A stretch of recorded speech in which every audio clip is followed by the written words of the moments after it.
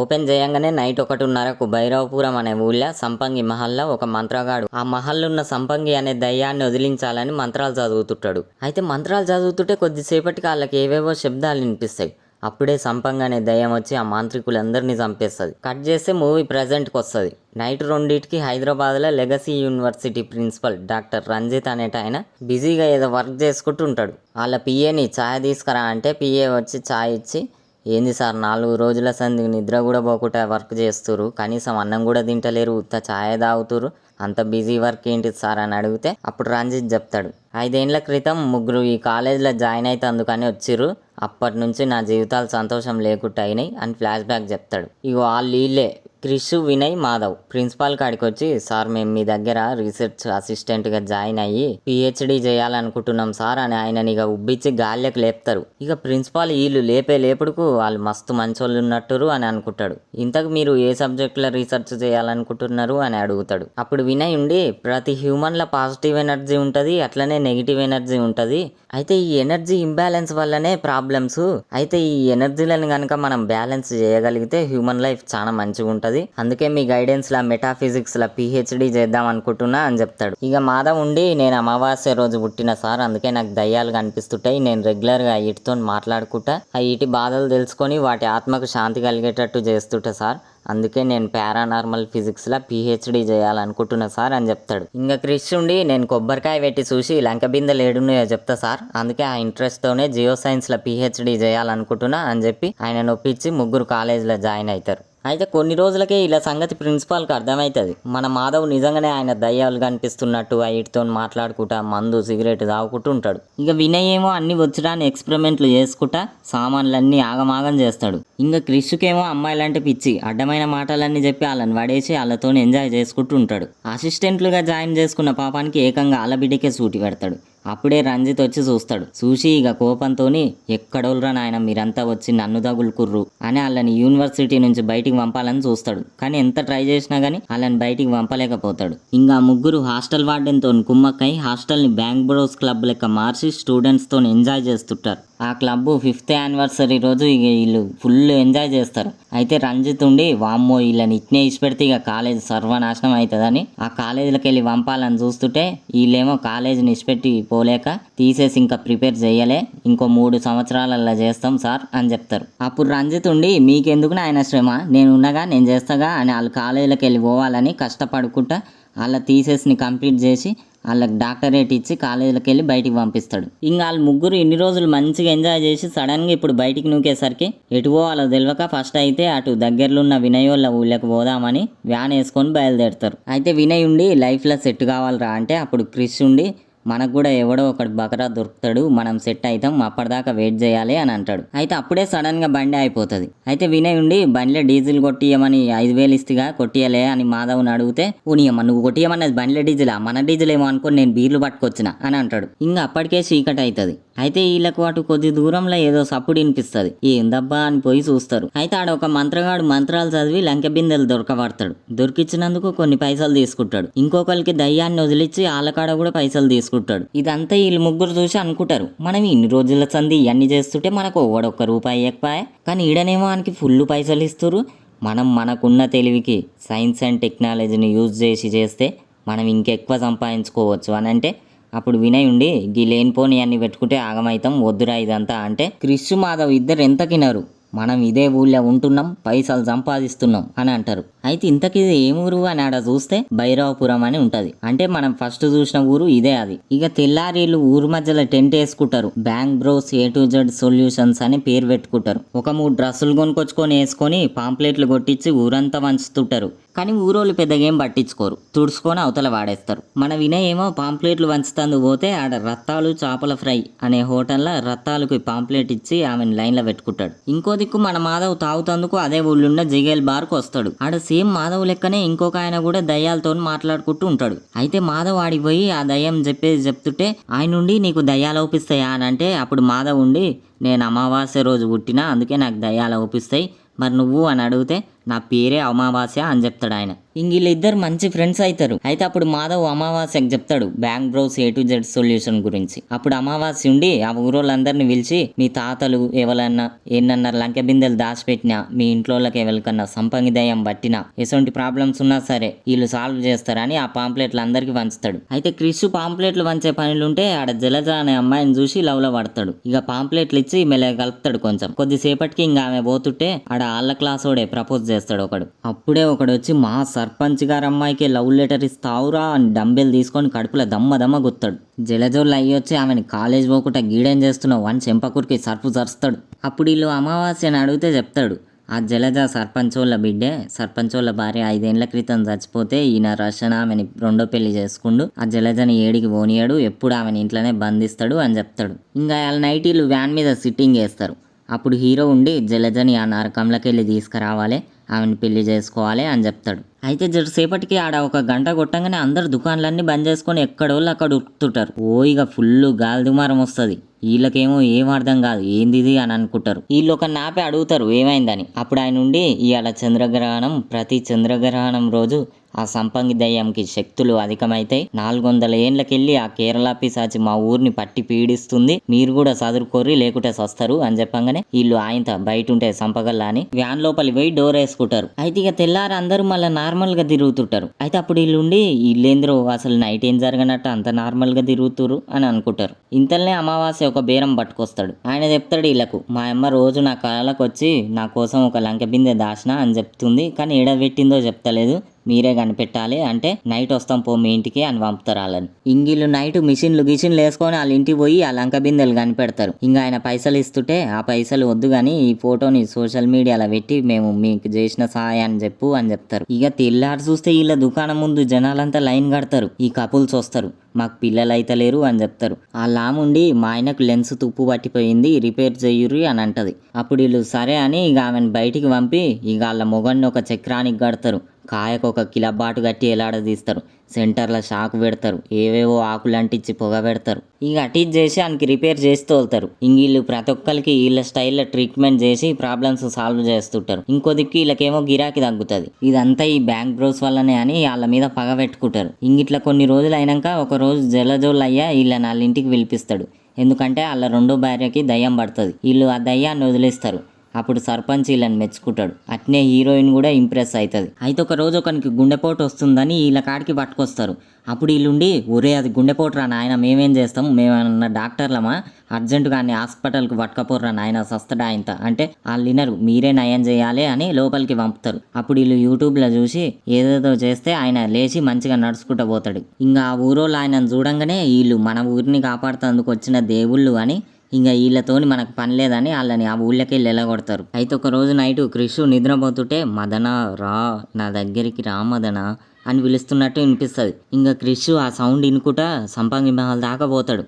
లోపలికి పోదామని చూస్తుంటే ఈ మంత్రగాడు వచ్చి లోపల దయ్యం ఉంది పోతే చస్తావు, నేను కూడా చచ్చేటోనే జర్రల బయటపడ్డా, లోపలికి వద్దు కానీ నిమ్మలంగా ఇంటికి పోయి వండుకో అని చెప్తాడు. అయితే క్రిషిగా ఇంటికి వస్తుంటే ఆడ ఒక బిల్ల దొరుకుతుంది. అది పట్టుకోగానే ఏదో మగధీర ఫ్లాష్ బ్యాక్ లెక్క కండ్ల ముందు మెదులుతుంది. అప్పుడు హీరో ఉలిక్కిపడి నిద్రలేస్తాడు. అమ్మ ఇదంతా కలనా అని అనుకుంటాడు. కానీ ఆ బిల్ల మెడల్ ఉంటుంది. ఇంకా హీరో అయోమయం అవుతాడు. కానీ వాళ్ళ దోస్తులకు ఏం చెప్పాడు. ఇక అయితే తర్వాత జలజ క్రిష్ కాడికి వచ్చి చెప్తుంది మా అమ్మ ఇచ్చిన రింగు ఇలా చెర్ల పడ్డది, రేపే నా బర్త్డే, మా అమ్మ చచ్చిపోయిన కంచి నేను బర్త్డేలు చేసుకున్నాడు మానేసిన, ఆ రింగ్ ఎట్లన్నా చేసి దోలాడి తీసుకురా ప్లీజ్ అని అంటది. ఇంకా తర్వాత హీరో ఆ ఉంగరం దోలాడి నైట్ 12కి జలజోళ్ళు అయ్యాక తెలవకుండా జలజ రూమ్కి పోయి ఆమెకు ఆ ఉంగరం ఇచ్చి ఒక బుడ్డ కేకు తినిపించి బర్త్డే విష్ చేస్తాడు. ఇంకా జలజ ఫుల్ హ్యాపీ అవుతుంది. తెల్లారి ఈ తాంత్రికులు ఊళ్ళో మందిని జమ చేసి సర్పంచ్ని పిలిచి పంచాయతీ పెడతారు. ఈ ముగ్గురు ఊళ్ళో అందరినీ పిచ్చోళ్ళని చేసిరు, వీళ్ళు చేస్తుంది అంత మోసం, వీళ్ళే లంకె బిందెలు పాతి పెట్టి కనిపెడుతున్నట్టు యాక్టింగ్ చేస్తురు, ఏవేవో గ్రాఫిక్స్ పెట్టి దయ్యాలను వదిలిస్తున్నట్టు బిల్డప్ కొడుతురు, వీళ్ళు అసలు సైంటిస్టులే కాదు పెద్ద నకిలీగాళ్ళు వీళ్ళు అని అంటే అప్పుడు వీళ్ళుండి అమ్మ ఈ బైరాగిగాడు మొత్తం బట్టబయలు చేస్తుండగారా అని టెన్షన్ పడుతుంటారు. అయితే ఊరోళ్ళుండి వీళ్ళు నకిలీ మనుషులు కాదు, వీళ్ళు ఎవ్వరిని మోసం చేయలేదు అని క్రిష్ వాళ్ళకు సపోర్ట్ చేస్తారు. ఎందుకంటే వీళ్ళు చేసిన పిచ్చి ఎక్స్పెరిమెంట్లన్నీ ఆ ఊరోళ్ళకి ప్లస్ అయిన ఉంటాయి కాబట్టి. అయితే అప్పుడు ఈ నుండి శాస్త్రాలు శక్తుల కన్నా వీళ్ళ లేటెస్ట్ టెక్నాలజీనే నమ్ముతుర్రా, అయితే సరే మీరందరు నమ్ముతున్నట్టు వీళ్ళే గొప్పోళ్ళు అయితే శాస్త్రం కన్నా సైన్స్ అండ్ టెక్నాలజీయే గొప్ప అయితే వీళ్ళకి ఇదే నా ఓపెన్ ఛాలెంజ్, మనందరికీ తెలుసు ఊరు చివరున్న సంపంగి మహల్లో కోట్ల విలువ చేసే నిధి ఉందని. వీళ్ళు నిజంగా మొగోళ్ళైతే ఆ నిధిని తీసుకురమ్మని చెప్పుర్రి. వీళ్ళు ఆ నిధిని తీసుకొస్తే శాస్త్రం కన్నా సైన్స్ అండ్ టెక్నాలజీ గొప్పదని ఒప్పుకొని ఈ ఊళ్ళకి వెళ్ళిపోతాం అని అంటాడు. అదంతిన్న ఊరోళ్ళు ఆ ఛాలెంజ్కి ఒప్పుకోరు. వీళ్ళకేమో ఆడ నిధి ఉందని తెలిసి మేము పోతాం కానీ మాకు 3 కండిషన్లు ఉన్నాయని చెప్తారు. అందులో ఒకటి, మేము అందులోకి పోయి నిధి తెచ్చినాక సగం నిధి మేము తీసుకుంటాం, సగం మీకు ఇస్తాం. 2, ఈ బైరాగి ఆ జుట్టేసుకొని చూస్తుంటే భయం అవుతుంది, అందుకే బైరాగికి గుండు కొట్టించి ఊళ్ళకి వెళ్ళగొట్టాలి. 3, మీ బిడ్డని నాకు ఇచ్చి పెళ్లి చేయాలి అంటే అప్పుడు సర్పంచ్ ఉండి హీరో విలన్ కొట్టుకొని కమెడియన్ని చంపేసినట్టు ఏంది ఇది, మీరు లొల్లి పెట్టుకొని నా బిడ్డకి టెండర్ వేసిరు, నేను ఒప్పుకోను అంటే అప్పుడు ఈ నుండి వాళ్ళు వచ్చినప్పుడు ముచ్చట, వచ్చినా కానీ మనకు నిధి కలిసి వస్తుంది, ఒప్పుకోరు సార్ అంటే అప్పుడు సర్పంచ్ ఓకే అంటాడు. ఇంక లోపలికి పోయే ముందు దాని గురించి ఊళ్ళో అడిగి తెలుసుకుంటారు. అప్పుడు వీళ్ళు చెప్తారు సంపంగికి నాట్యం అంటే ఇష్టం, ఆ నాట్యానికి వాళ్ళని అడ్డొస్తే చంపేస్తుంది, నాట్యం చేసినాక హైవా హైవా అని అభినందించాలి, ఆ నిధిని ఎవరన్నా దోసుకోవాలని చూస్తే సంపంగి దయ్యం వాళ్ళని చంపేస్తుంది అని ఇట్లా రకరకాలుగా చెప్తారు అన్నట్టు. ఇంకా మొత్తానికి వీళ్ళని సంపంగి మహల్లకు దోలుతారు. ఇంక వీళ్ళు అది మొత్తం తిరిగి చూస్తుంటారు.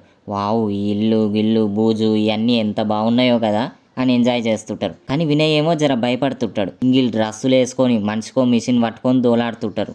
అయితే ఒక ఆడ వీళ్ళ 3 మిషన్లు ఊగుతాయి. ఇంకా ఆడ దొవ్వి చూస్తే ఆడ పుర్రే ఒక బొమ్మ చేతబడి చేసే సామాన్లన్నీ దొరుకుతాయి. తర్వాత ఒక పటంకాడ క్రిష్ మిషన్ ఊగేసరికి అందులో చూస్తే ఒక తాళం చెయ్యి దొరుకుతుంది. ఇంకా నైట్ అందులోనే సిట్టింగ్ చేసి రేపు ఎట్లయినా సరే నిధి కనిపెట్టాలి అని అనుకుంటుంటారు. క్రిష్ ఏమో జలజతో వీడియో కాల్ మాట్లాడుతుంటాడు. ఇంకా ఫోన్లో జలజకి ముద్దు పెడదామని చూస్తుంటే ఫోన్ పక్కున వలుగుతుంది. దెబ్బకి ఇలా తాయిందంతా దిగుతుంది. ఇంకా తెల్లారీలు మళ్ళీ సర్చింగ్ స్టార్ట్ చేస్తారు. అప్పుడు వినయ్ ఆడ మలయాళంలో రాసున్న దాన్ని గూగుల్లో ట్రాన్స్లేట్ చేసి చూస్తాడు. అదేంటంటే మదన మనోహర నేను నీకై వేచి ఉన్నా అని ఉంటుంది. అయితే ఇదంతా మాధవ్కి చూపించి ఈడ నిజంగానే దయ్యం ఉన్నట్టుంది అని చెప్తే మాధవ్ ఏం పట్టించుకోడు, ఎప్పటి లెక్కనే హాయిగా తిరుగుతుంటాడు. కానీ వినయ్కి ఏమో భయం పట్టుకుంటుంది. అయితే ఇటు క్రిష్కి ఇంకొక ఆడ మిషన్ ఊగేసరికి అందులో చూస్తే ఇంకో తాళం చేయి దొరుకుతుంది.